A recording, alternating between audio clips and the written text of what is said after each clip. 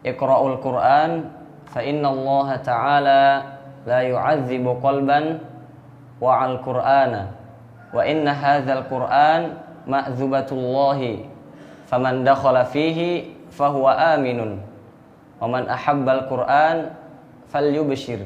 Di sini Nabi Muhammad sallallahu alaihi wasallam bersabda, bacalah Al-Qur'an karena Allah Ta'ala benar-benar tidak akan mengazab bagi hati orang-orang yang menghafal Al-Quran. Dan Al-Quran benar-benar merupakan jamuan Allah. Maka barang siapa yang mendatanginya, maka dia akan aman. Dan bergembiralah bagi setiap orang yang menghafal Al-Quran.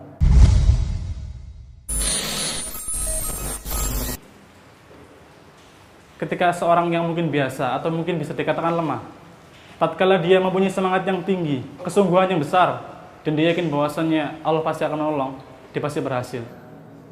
Nama saya Dio Anugrah Ramadan, umur saya 18 tahun. Saya berasal dari Jawa Barat, tepatnya di kota Majalengka. Saya adalah salah satu santri Pondok Pesantren Hamalatul Quran yang sekarang duduk di kelas 3 aliyah atau di kelas 12. Bisa dibilang dari satu angkatan atau satu kelas dengan saya termasuk santri yang memiliki hafalan yang sedikit. Saya pertama kali masuk ke pondok ini, saya hanya memiliki setengah juz. Hafalan saya waktu itu masih setengah juz atau tepatnya kurang dari setengah juz, yaitu dari surat Al-Bayyinah sampai surat An-Nas. Sedangkan dalam juz 30 itu setengahnya dari juz 30 adalah Ad-Duha sampai An-Nas yang kita ketahui. Setelah saya berjalan 4 bulan di pondok, saya terkena musibah. Ternyata ada kabar bahwa ayah sudah tidak ada. Ayah sudah meninggal. Ayah itu bagian dari hidup saya. Terakhir saya ketemu diberi pesan, beliau mengatakan tidak boleh pulang ke rumah sebelum selesai 30 juz. Kemudian perlu diketahui bahwa di Pondok Hamalatul Quran, sebelum program menghafal itu dimulai, maka ada program tahsin. Jadi santri boleh memulai hafalan setelah bacaannya dinilai bagus. Maka di sini saya punya tekad, saya ingin start pertama dengan lulus tahsin. Namun qadarullah, dari satu angkatan yang berjumlah 36, saya lolos tahsin di urutan 22. Akhirnya saya memulai hafalan itu termasuk golongan orang-orang yang terbelakang. Saya menghafal Al-Quran kurang lebih dari jam 4 pagi biasanya. Sebelum subuh saya sudah menghafal. Saya hafalkan itu Al-Quran sampai maghrib. Saya biasanya kalau jam 2 siang teman-teman tidur, saya langsung mengambil Al-Quran dan mengambil buku laporan hafalan saya. Dari kamar pergi ke masjid, membawa laporan hafalan saya di balik baju. Saya sembunyikan. Ketika saya menghafal, saya tidak mau laporan hafalan saya terlihat oleh pesaing, karena itu akan membuat pesaing lebih semangat. Kemudian saya pergi ke masjid dan saya sembunyi di bawah minbar yang biasanya untuk tempat khutbah Jumat. Saya di situ bersembunyi sambil masih memeluk laporan hafalan saya, saking takutnya dilihat oleh pesaing. Saya menghafal di situ hingga akhirnya waktu asar baru saya pergi ke kamar. Kenapa pergi ke kamar dulu? Karena biar pesaing saya mengira, oh Dio ini baru bangun tidur. Padahal saya baru ngafal di bawah minbar. Di pondok ini kalau menghafal itu dari juz 30, kemudian juz 29, setelah menghafal juz 29, masuk ke juz 1. Singkat cerita, saya mengalami kesulitan menghafal di juz 29.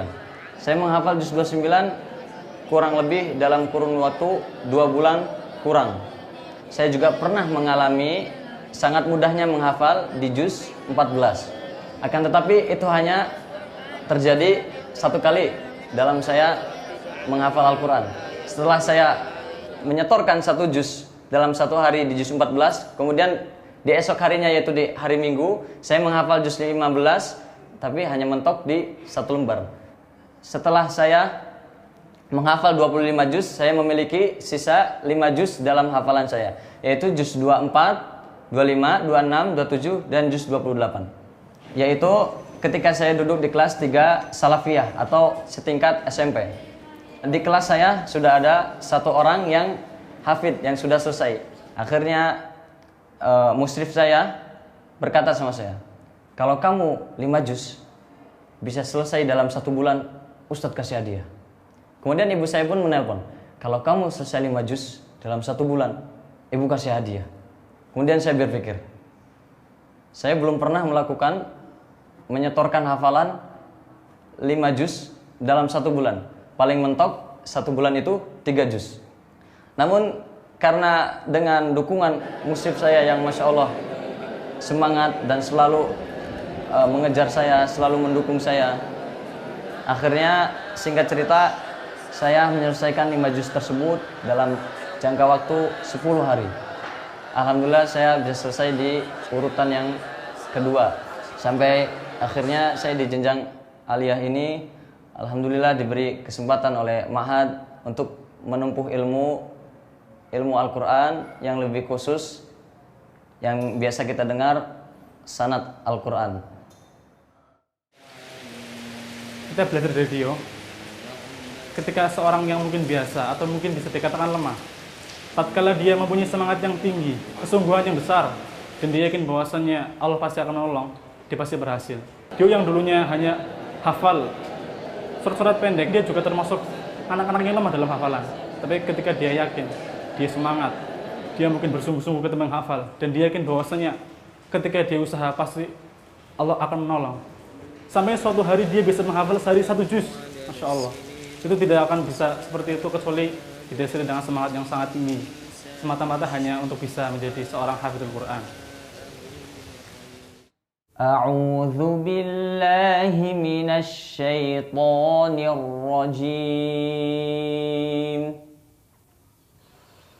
Inna hadzal Qur'ana yahdi lillati hiya aqwam wa yubashshirul